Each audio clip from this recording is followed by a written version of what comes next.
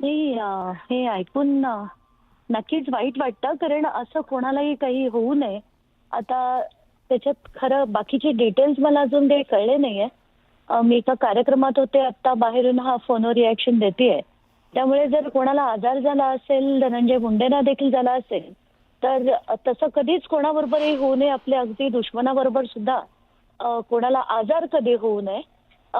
तर आत्ताच्या घटनेला वाईट नक्कीच वाटतंय. पण जसं मी म्हटलं, की खरं खोटं काय, कारण माझा राग त्यांच्या भ्रष्टाचारावर आहे, त्यांनी केलेल्या दहशतीवर आहे. पण वैयक्तिक कोणाला काही होऊ नये अशीच माझी त्याच्यामागची भावना आहे.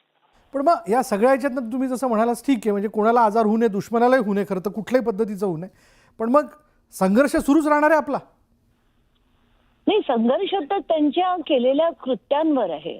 आणि जसं मी म्हटलं, की ते जे बडा नेता कोण आहे, ज्याचं उत्तर मला अजूनपर्यंत जोपर्यंत मिळणार नाही, तोपर्यंत माझा लढा सुरूच राहणार आहे. कारण हे जर खंडणीचे व्यवहार हे सगळे त्यांच्या बंगल्यात सुरू झाले असतील, तर प्रत्येक अशा नेत्याला शिक्षा ही झालीच पाहिजे. आणि म्हणूनच मी एवढं हे सगळं एकानंतर एक काढण्याचं जे माझं सुरू आहे, ते त्याच्याचसाठी आहे.